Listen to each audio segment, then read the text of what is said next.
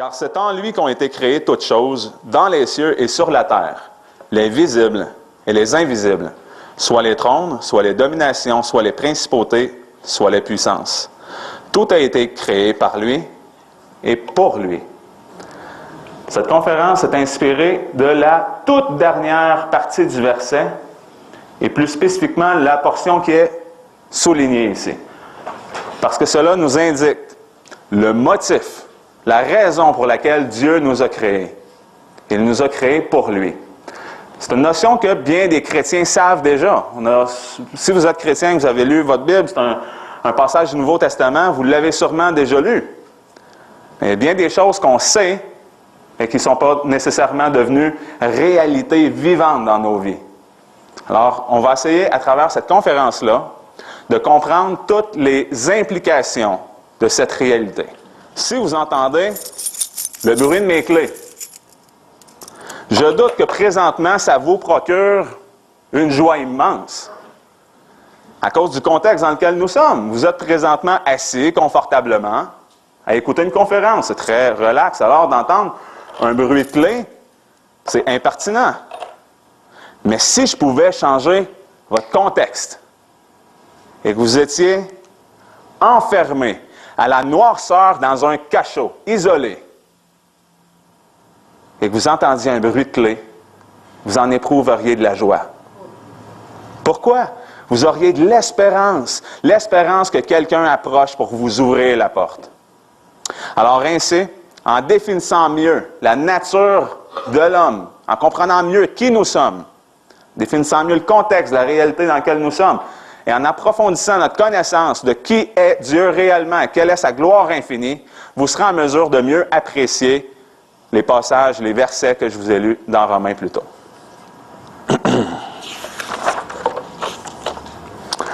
Alors, on va débuter pour voir quelle est la nature de l'homme. Premièrement, tous ont péché. Une des raisons pour lesquelles l'homme ne craint pas Dieu est qu'il ne connaît pas le Dieu contre qui il pêche. L'homme ne comprend pas non plus la gravité du péché. Combien de péchés a-t-il fallu pour que Dieu expulse l'homme du jardin d'Éden? Un seul péché fut nécessaire pour que Dieu nous expulse, pour séparer l'homme avec la communion parfaite qu'il avait au tout début, au commencement. Alors, pour bien comprendre la nature souillée de l'homme par son péché, nous allons lire le prophète Agé, un prophète de l'Ancien Testament, chapitre 2, versets 11 à 14. « Ainsi dit l'Éternel des armées, propose donc au sacrificateur cette question sur la loi. Si quelqu'un porte de la chair consacrée dans le pan de son vêtement, et que de ce vêtement il touche du pain, ou un mets cuit, ou du vin, ou de l'huile, ou un aliment quelconque, cela devient-il sacré? Les sacrificateurs répondirent non. Et Agé dit, si celui qui est souillé pour un mort touche toutes ces choses, seront-elles souillées? Les sacrificateurs répondirent, elles seront souillées. Alors Agé reprit et dit, tel est ce peuple, telle est cette nation devant moi, dit l'Éternel, et telle est toute l'œuvre de leurs mains, ce qu'ils offrent là est souillé. Donc, en résumé, ce qui est saint ne peut pas sanctifier ce qui ne l'est pas. Mais au contraire, ce qui est souillé contamine ce qui ne l'est pas. Je vais vous donner un exemple pour mieux comprendre tout cela. Il existe au moins 3 sortes de lépreux. Et la pire des sortes, c'est une infection tellement grande qu'il reste à peu près juste de la chair infectée et des os. Là. Et si un tel lépreux se présentait ici ce soir à la conférence, vous le sentiriez probablement venir depuis le hall d'entrée de l'hôtel.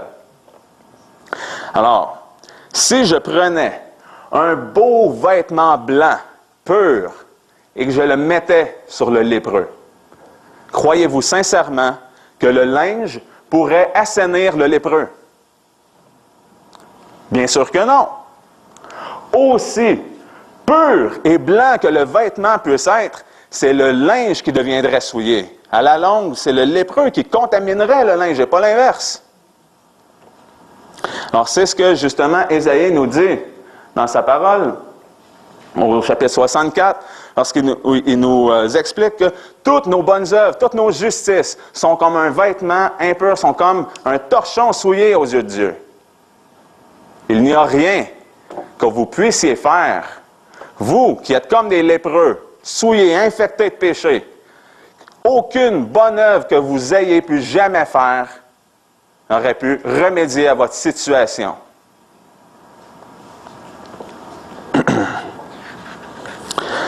Vous vous dites peut-être que je suis très dur. Pourquoi est-ce que j'insiste tant sur la dépravation totale de l'homme? Pourquoi est-ce que je prêche tant pour dire marteler sur le péché? Vous devez vous dire, ah non, pas encore lui qui va nous caler.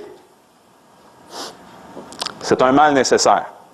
L'apôtre Paul, dans les 3 premiers chapitres de l'Épître aux Romains, passe son temps à amener l'homme dans la condamnation la plus totale afin que la gloire de Dieu resplendisse davantage. Alors ainsi, comme les étoiles du ciel resplendissent lorsque le ciel est à son plus noir, ainsi le glorieux évangile de Christ resplendit dans toute sa gloire lorsqu'il est prêché sur l'arrière-plan de la dépravation totale de l'homme. Et croyez-moi, l'homme est dépravé. Le cœur est trompeur par-dessus tout et désespérément malin. Qui le connaîtra? Un verset de Jérémie. Alors il faut vous humilier devant Dieu, le Très-Haut. Sachez que vous n'êtes que des vases d'argile. Et le vase ne peut contester contre celui qui le fabrique. Alors il faut arrêter de s'estimer. Vous n'êtes que de la poussière. Certains diront que je suis trop dur, que je manque de douceur de vous dire ça comme ça. Mais sachez que je ne prêche pas durement simplement pour le plaisir d'être dur. Oh non, mes frères. N'avez-vous pas lu?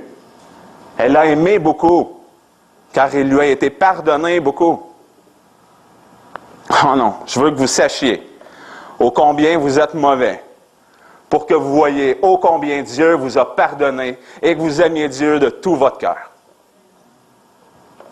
Alors cessons d'exalter l'homme, de le placer sur un piédestal et replaçons Dieu au cœur de notre théologie. Alors soyez certains que si Dieu vous aime, c'est grâce à Jésus, son Fils bien-aimé, en qui il a pris plaisir. Et ce Dieu nous a également fait co-héritiers de Christ. Wow! Co-héritiers de Christ, c'est une réalité.